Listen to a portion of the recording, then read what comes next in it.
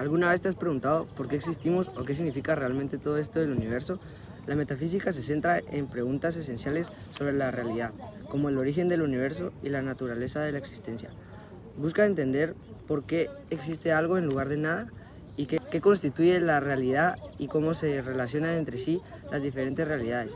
Desde los tiempos de los antiguos filósofos, la metafísica ha sido como el detective de la realidad, tratando de desentrañar los misterios del universo. Se pregunta cosas como ¿por qué estamos aquí? ¿Qué significa todo esto? ¿Hay algo más allá de lo que vemos? Todo eso y más. Imagina a Sócrates y a Platón sentados en una cafetería discutiendo sobre el origen del universo. Así que la próxima vez que te tomes un café, piensa en la metafísica y en todas esas preguntas locas que nos hacemos sobre la realidad. ¿Quién sabe? Tal vez encuentres la respuesta tomándote un café. Ahora hablemos del concepto de ser. ¿Qué es eso de ser? Es como cuando intentas definir algo que te gusta mucho. Es demasiado genial para ponerlo en palabras, ¿verdad? Bueno, el ser es algo así. Lo abarca todo, desde tu libro hasta las galaxias más lejanas. Pero definirlo es como intentar meter un elefante en una caja de zapatos. No es fácil. Imagina que usas el término ser como verbo. Puedes decir, mi perro es muy cariñoso, ¿verdad? Eso es ser en acción. Pero también puedes usarlo para hablar de existencia. Como cuando dices, mi perro es. Simplemente estás diciendo que tu perro existe. Ahí está existiendo y todo. Ahora, Aristóteles, ese filósofo antiguo con barba y sabiduría infinita, nos dijo que el ser no es ni bueno ni malo, ni tampoco claro o confuso. Es como tu lista de música. Tiene un montón de canciones diferentes, pero todas se relacionan entre sí. Así es el ser. Entonces, la próxima vez que te pregunten sobre el ser, no te preocupes por tener la respuesta perfecta. Simplemente disfruta el misterio y sigue explorando el universo de la metafísica. ¿Alguna vez te has detenido a reflexionar sobre cómo la diversidad de los seres que nos rodean están relacionadas de alguna manera? Vale, imagina que estás en el siglo VI a.C. y los primeros filósofos están tratando de desentrañar el origen del universo. Piensan de que debe haber una sustancia original de la que todo proviene.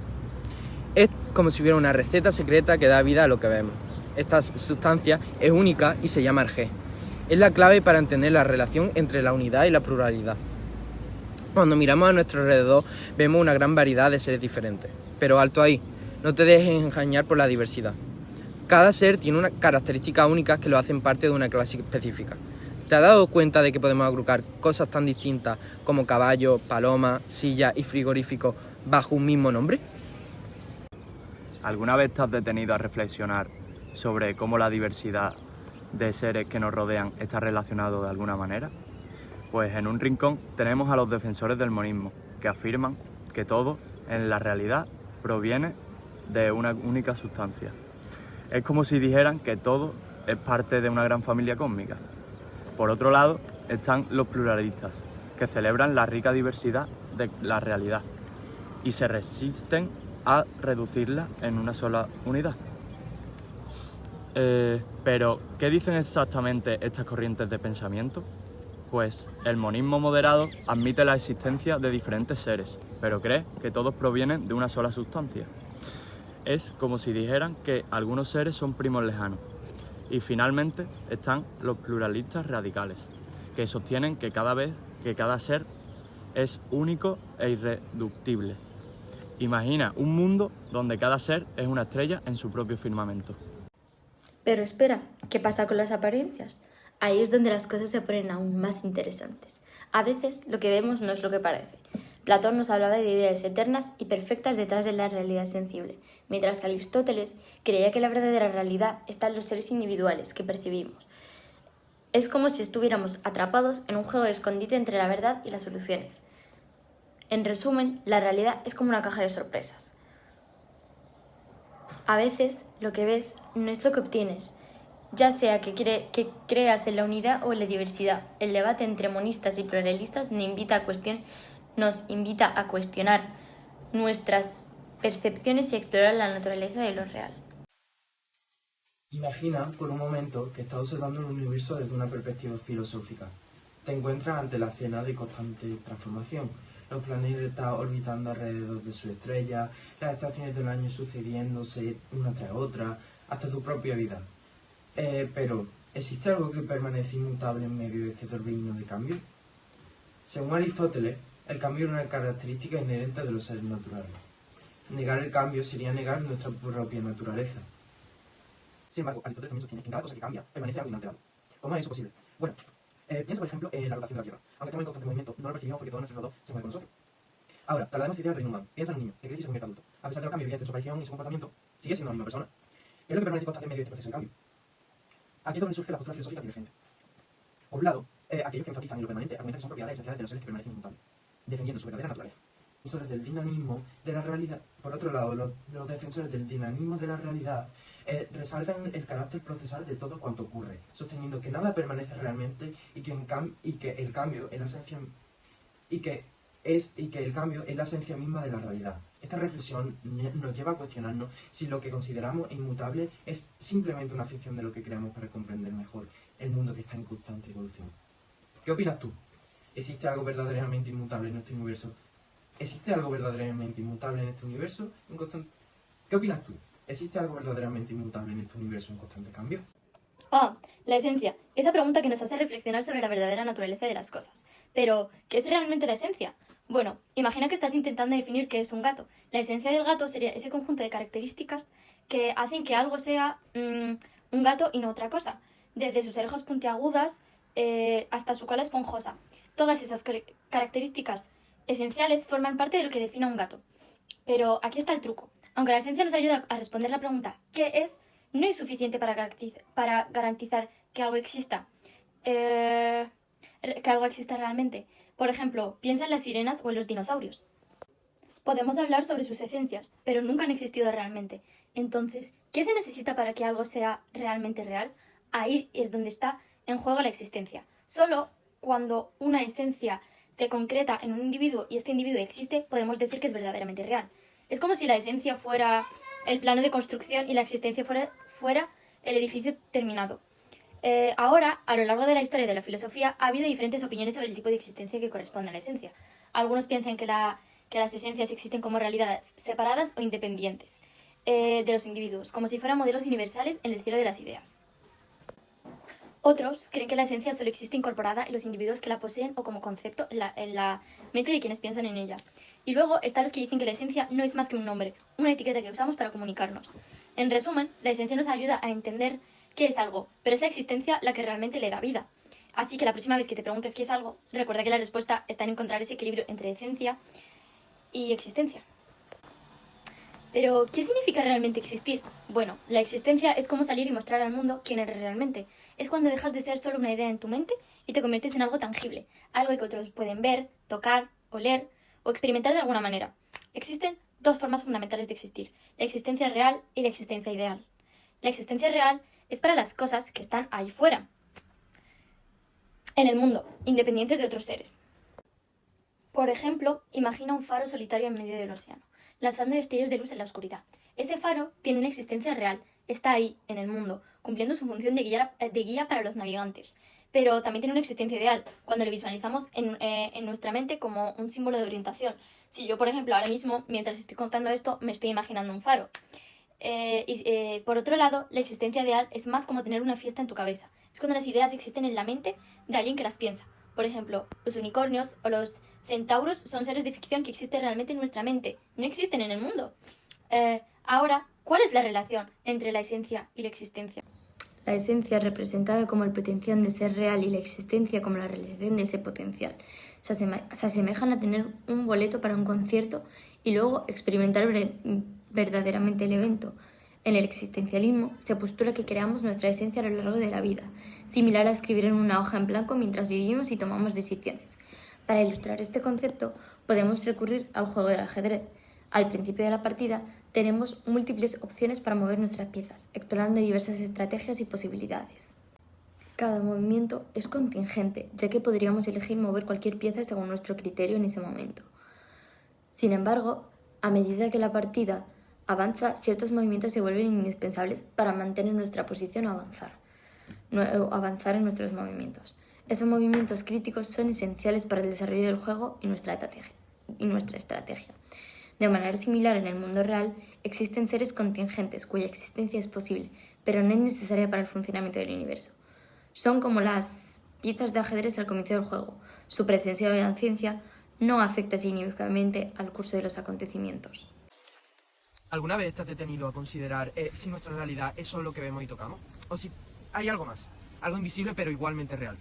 Los filósofos han debatido esta cuestión a lo largo de muchos siglos. Y algunos han propuesto la idea del dualismo ontológico. La existencia de dos tipos de realidad. En un rincón tenemos el mundo material lleno de cosas tangibles como piedra, árboles o incluso mogles. En otro lado se encuentra el reino espiritual, como podrían ser Dios, las almas humanas, incluso como los valores morales. Esta idea no es nueva. Desde los tiempos de Pitágoras hasta los debates. Esta idea no es nueva. Desde los tiempos de Pitágoras hasta los debates modernos, el dualismo ha fascinado a las mentes curiosas. Imagina en este mundo dual como una especie de... No, estoy... Espérate. Que me he perdido. Imagina este mundo dual como una especie de universo paralelo, donde lo tangible y lo intangible coexisten en una danza cósmica. En el mundo material podemos experimentar la gravedad, sentir un calor, el sol, nuestra piel y lanzar como una pelota contra todas nuestras fuerzas.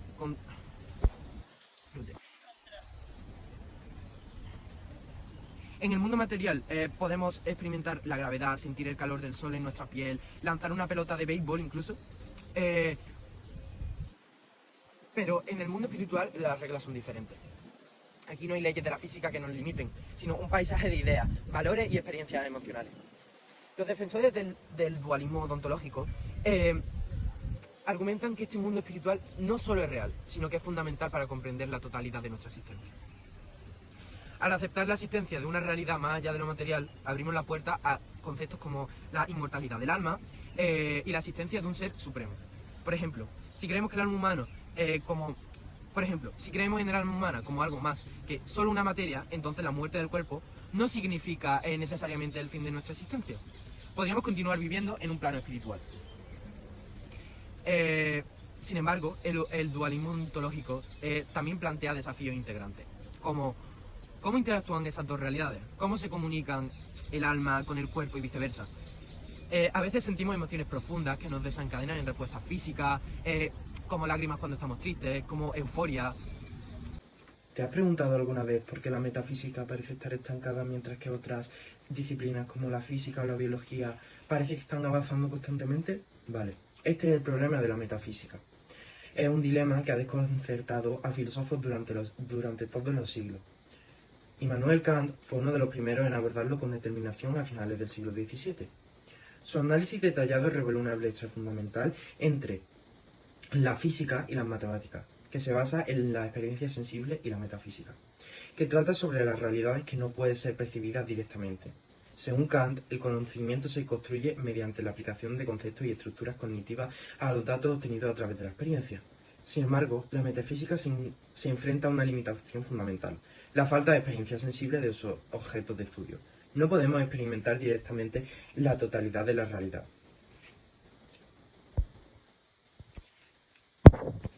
No podemos experimentar directamente la totalidad de la realidad.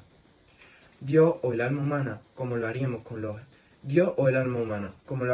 los objetos físicos. Por tanto, cuando intentamos aplicar nuestros conceptos mentales a estas cuestiones metafísicas, estamos operando en terreno incierto y sin saber la base empírica necesaria para obtener conocimiento riguroso. Esta dificultad planteada por Kant lleva a una paradoja intrigante, aunque la metafísica parece estar estancada en cuanto al progreso científico, todavía desempeña un papel crucial en la orientación de la acción humana. Kant argumentó que, si bien puede ser imposible obtener el conocimiento científico sobre Dios o sobre el alma humana, estas nociones siguen siendo vitales en el ámbito moral y práctico. Para Kant, la moralidad de ser nuestra conducta la modalidad de nuestra conducta implica la existencia de Dios, así como la libertad y la inmortalidad del alma. Así, mientras que la metafísica no puede ofrecer respuestas definitivas como términos de conocimiento objetivo, sigue siendo relevante a la sigue siendo relevante en la formación de nuestras creencias y valores y en la manera en la que vivimos nuestras vidas. La rebeldía contra la metafísica ha sido una constante a lo largo de la historia del pensamiento. Después del impacto inicial causado por Kant, otros filósofos tomaron la antorcha del escepticismo y la llevaron aún más lejos. Auguste Comte, un pensador del siglo XIX, dividió el desarrollo intelectual de la humanidad en tres etapas distintas. Primero, el estadio religioso, donde las preguntas sobre el porqué del mundo se respondían con explicaciones personificadas de las fuerzas naturales. Luego vino el estadio metafísico, donde estas explicaciones se volvieron más abstractas, pero seguían buscando respuestas últimas. Finalmente, Comte describió el estado científico, o positivo, caracterizado por un enfoque en él como en lugar del porqué, buscando comprender los procesos y regularidades naturales a través de la ciencia. Para Comte y sus seguidores, la metafísica pertenecía a una era pasada de la humanidad, superada por el enfoque más científico y empírico de la época moderna. Esta visión fue llevada aún más lejos por los neopositivistas del siglo XX, como Rudolf Carnap o Ludwig Wittgenstein.